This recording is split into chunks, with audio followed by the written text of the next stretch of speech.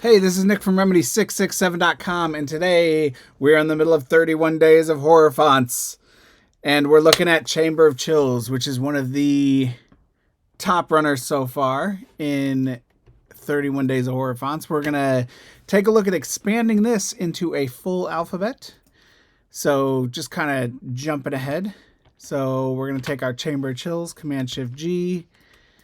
We obviously had duplicates in this already, but we're going to expand it into a full set A through Z just for use of, for the future benefit. I believe the Chamber of Chills is our future.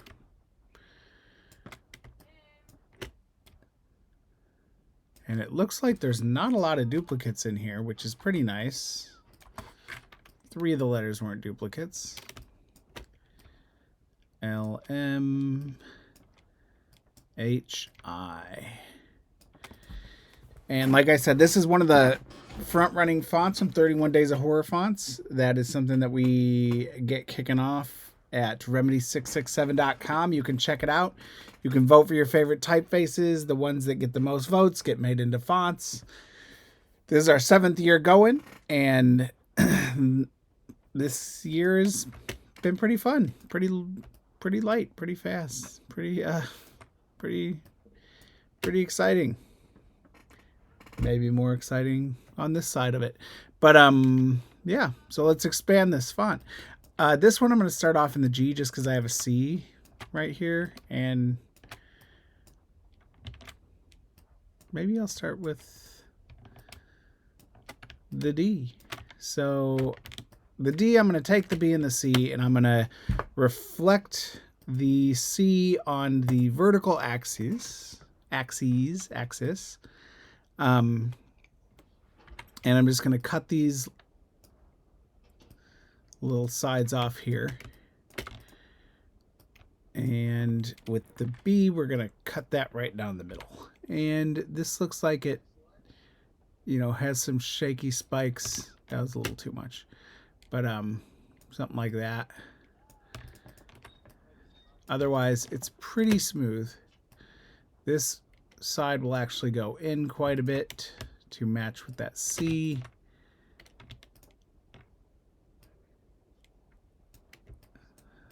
Gonna go up a little bit. That actually looks really good. I want to remove those pieces. And it looks like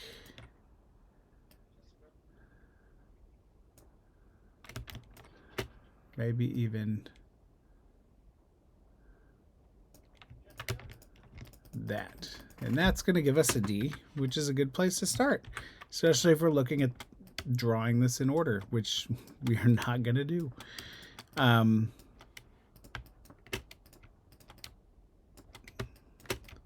Next, we're going to look at our G. And I think, sometimes you can make it from the middle part. I think I actually really like the way this top crossbar looks on the E. So we are going to reflect that once again on the vertical axis and go there. And this is actually not going to come out that much, but I definitely want it to pop out a little bit. And that got a little bit higher than the C. It made it look a little bit different, but you can see like the drips off the bottom and this piece at the top are totally identical. So let's just do a little bit of work on that. I'm going to take just that top piece of the A, and I'm going to spread it out a little bit and move it over to right around there, where it's pretty much crossing over on both sides. You can see right there and right here. So we're going to take that C top and just cut it right there. And that's going to give us just a ever so slight bit of variation on from our G to our C. And then it doesn't look fully duplicated because it's actually not totally duplicated. And the bottom, same thing. We're going to take the B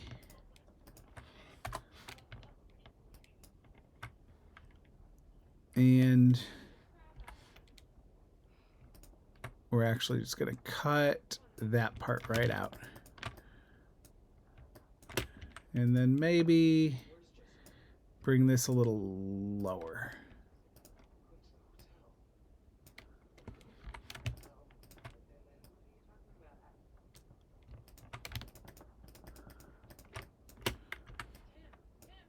And group that is now one letter.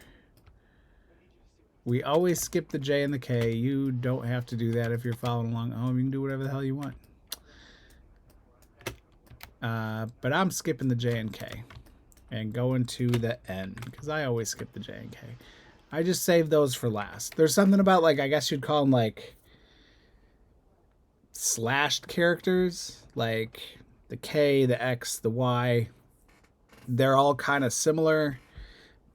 And they're not like a lot of other characters. So I usually kind of save them for the end to do all of them at once. Like if you notice, I just pulled the H over to the N. Similar crossbars, similar width. I don't know why I said crossbars, but like similar vertical, similar width. And then I can take something that goes more angular, like the A here, and cut that piece out. I don't even know why that piece is like that. It's kind of frustrating. But and then I want that angle to be just a little bit more slashed. So I'm gonna go in here. Would probably make more sense if I paid attention to where my anchor was for that as well. All right, so then I got this weird dot here that I'm not a huge fan of.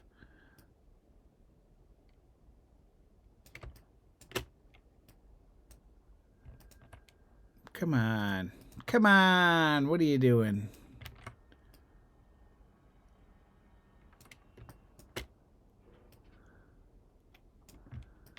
There we go. N. Oh, there was never a P, but there will be now from this R.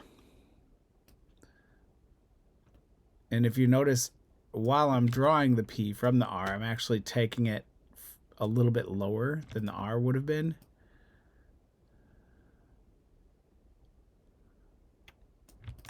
And that just fills in a little bit of this negative space that you don't get with the R, but you will run into with the P. I'm going to take the O and make a variable bottom here.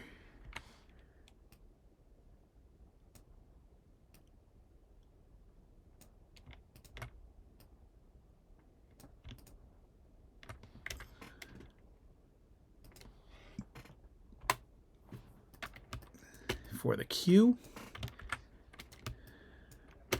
Like I said, we're just looking for like a little bit of variations.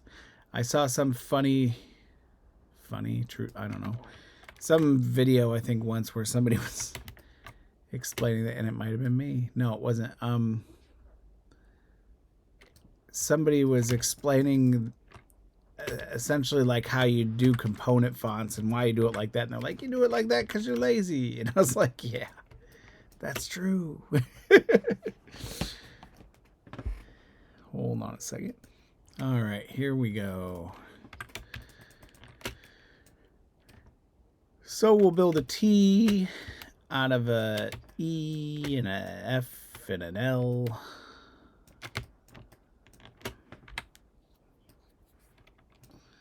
By cutting those there, cutting that there, and taking this.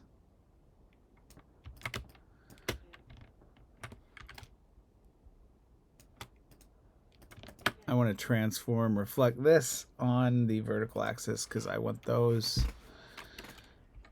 little drippy moments to be active there. Group that. I'm going to make a U from the S. I know I normally do it from an O. I don't know. But I just want because the bottoms are so very different. And I'm sure next time I go to make the lowercase alphabet for this, the uppercase or whatever, since it's going to be a fully uppercase font, there's going to be variation. I'll probably use the O and the H. But this time I'm going to use the N and the S, even though the N and the H had the same bars. Kind of fine. I'm going to pull those up a little bit. Go.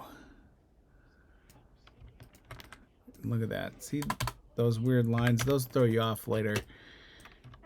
But we're not talking about later. We're talking about the U that we just made. That's going to make our J. And I'm just going to cut that top part right off. And I'm going to leave that because it came from the S. And that was how that would have ended anyway on one of those variables. So now let's make a V. And we'll get stuff ready for the Z. And once we make the V, we'll have stuff for the Y. Oh, we still have to make the K. Let's make the K now. From the R. So, first we're going to cut that there. I actually want to take the L because I want this K to be kind of substantial and forward leaning.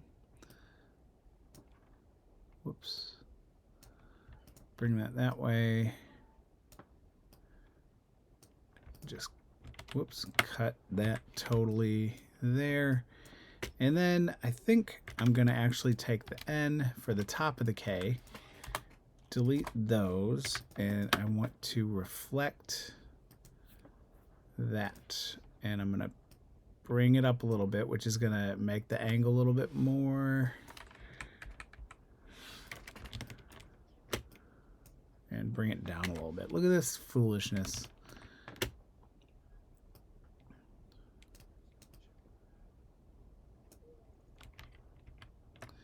So that's what happens when you get one of these messes and they become troublesome. Gonna wrap that there and wrap that there, and that's gonna give us our K. But I'm gonna take this little notch out and actually cut it in a little bit, which is gonna make that not as cool as I thought. There we go. That looks much more like a K. I'm going to group that together, and I'm going to drag that over here. So let's do this in reverse. We'll start with the, whatever this letter is called, the Z.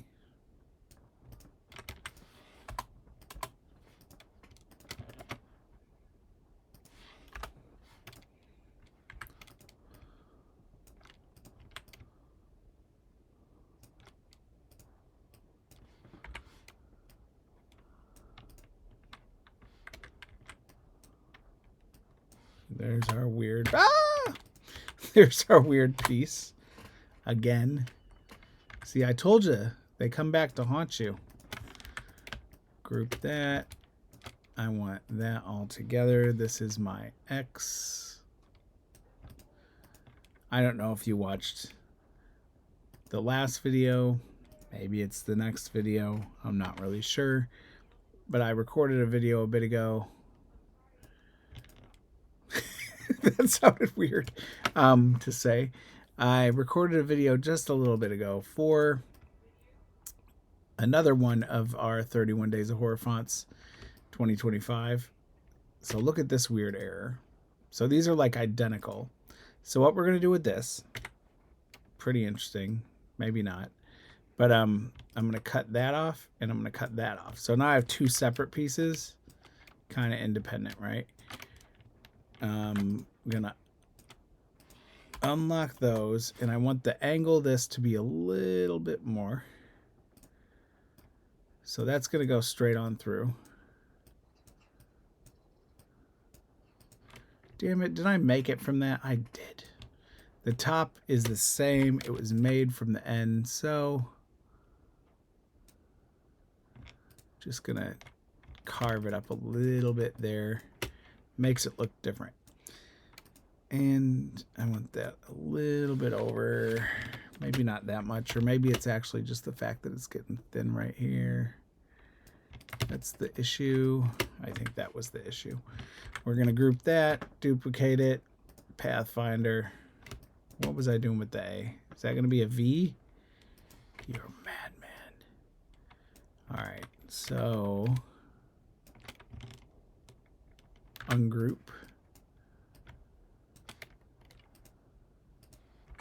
I guess I didn't even realize that I skipped the Y when I was building the X. So I'm going to do the V kind of, I'm not going to say old school, even though I just said old school. We're going to cut those open.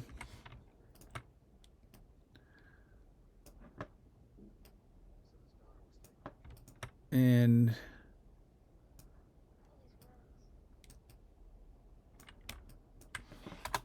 take those off the sides. And this is going to give us our V. Group that. And for our W, we are going to dip into the N again. So what we do with the N when we make a W is we, whoa, usually not that crazy with the angle. Just kind of bring it into where the V's at. And this side we will take away, and this side will come out, but angle in a little bit, because the V is fine being at an angle. It'll make it really wide, but the W you don't necessarily want to come out that wide, because then it competes with the M, and I don't know, they tell me that the M is supposed to be the widest character. That's why you have an M dash. All right, so that took forever, but here we go. This is the Chamber of Chills full alphabet for 31 Days of Horror Fonts 2025. Check it out. Go to remedy667.com. Vote for your favorite fonts. Right now, we're almost halfway through the month, so this could totally change. This font you're looking at right now may go nowhere. But I don't know. Check it out. Go vote. I will talk to you next time.